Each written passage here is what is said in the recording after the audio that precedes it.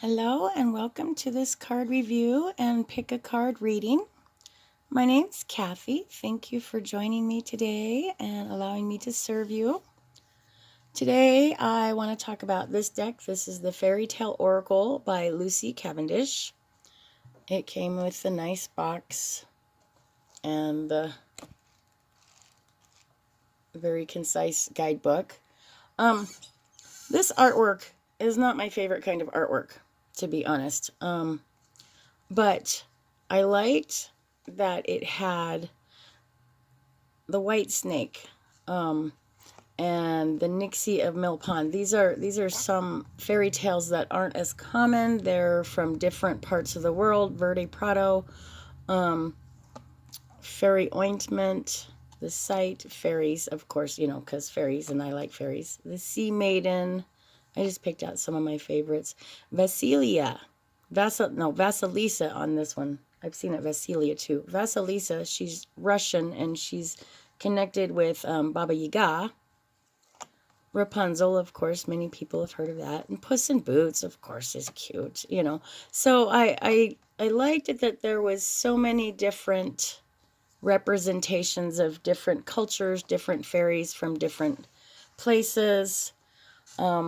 The cards are, I like this size of card. It's large, but I've managed to figure out how to work with it and with my small hands.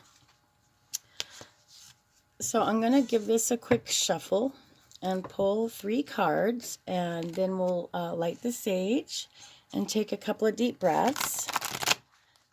And you can choose which card you're drawn to at that time. One more. Let's shuffle it one more time.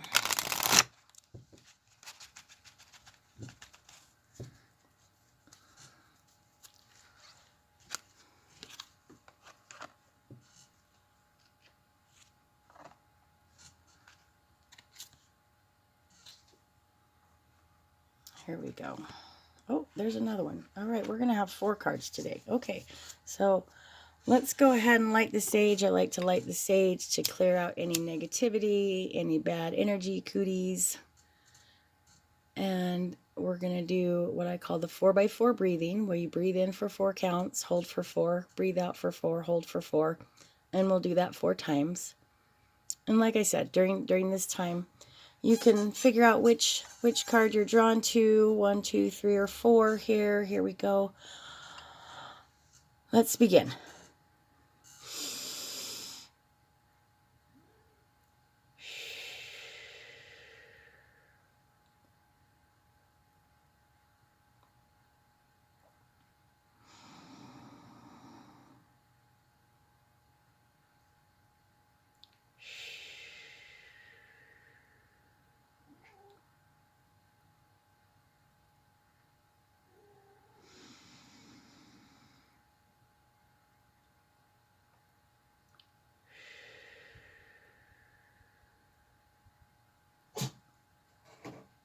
One more.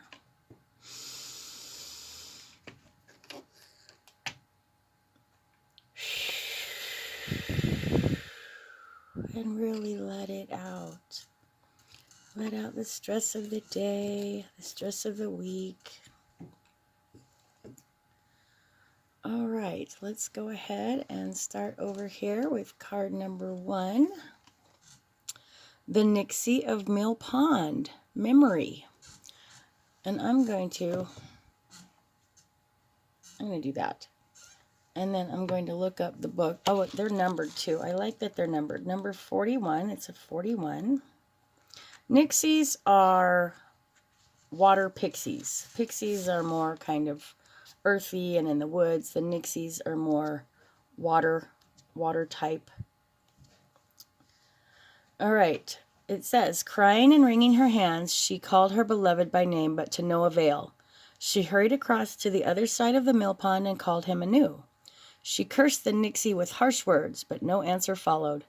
The surface of the water remained calm. Only the moon's half-face stared steadily back up at her. Oh, this is sad. Okay, so this is memory. So we're having some memories, probably some that are causing grief. When you receive this card, you are being given a very clear message that you cannot avoid an emotional situation, nor can you have complete control over your own feelings. It is necessary to face whatever emotional situation you are seeking to avoid, and by doing so, you will be freed from any curse or fear that you may have upon you. So this is kind of a walk through the fire type card. You're going to have to just face it. Go ahead and scream and cry and do whatever you need to do and just get it out. Do some journaling, perhaps. Get that grief out. You cannot avoid it any longer. Card number 2. The Wild Swans. Dedication. All right, what number is that? Oh, that's 42, right next to it. All the people came flocking out of the town gate, for they wanted to see the witch burned. Oh, dear.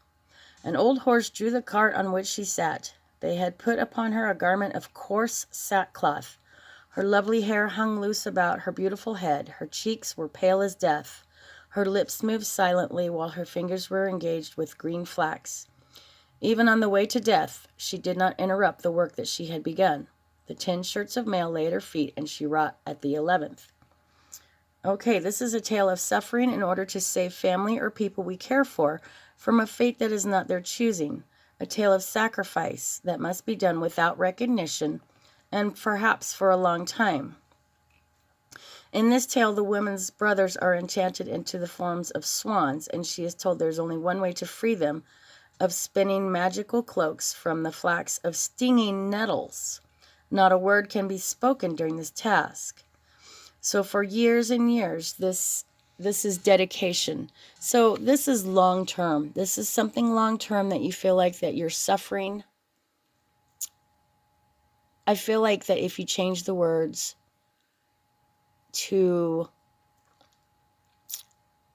being a good steward or being a servant of this task that you have been given, then it will help you to look at it fresh and new and not with resentment or harshness, and face it until the end and see it through to the end. Card number 3. The Children of Lear. Voice.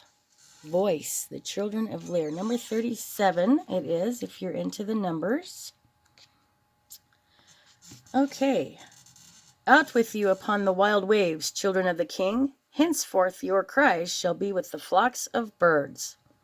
This is a tale from Ireland, where we learn of 5 kings battling to rule over the Tuatha De Danann, the people of the land, or the fairies. One ruler is chosen, but one king walks from the gathering, proclaiming himself their chieftain, in protest at the choice of the people, and to appease him in time and ease the suffering he has at the death of his first wife in childbirth. Wow, okay. This card is here to remind you of the eternal nature of your soul, that while lifetimes will shift and change and you will transform from one incarnation to another, your soul is on a journey, and you are more than what takes place within this one lifetime. You are more than what takes place within this one lifetime. You are greater than you think. It says your soul is ages old, having already traveled far, and soon you will understand at least a part of the current journey far more than you do at present.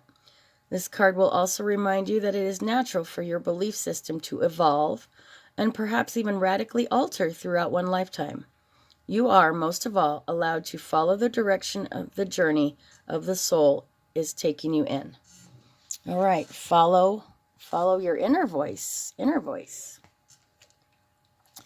Card number 4, Fair, Brown, and Trembling. And it says gifts, number 38. These were all high numbers in the high 30s and early 40s. Okay, this is also an Irish tale. An Irish king has three daughters. Their names are Fair, Brown, and Trembling. Okay. Fair and Brown are pretty, vivacious, beloved, and spoiled. Trembling is mocked for her nervousness and her shy nature and quiet self. When this tale comes to you, you are being told to manifest and create what it is you wish for using magical means and the wisdom of the old wise ones. You are not to accept a fate that others have allotted to you. Like Trembling, you will overcome your shyness, overcome your nerves, and all the humiliation you may have endured, and you will be loved for who you are.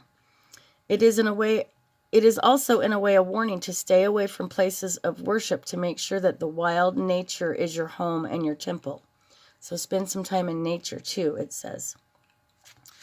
All right. Thank you again for joining me. Thank you for being a part of my journey and allowing me to be a part of your journey. And I hope you enjoyed this card reading and card review today. And just have a wonderful day.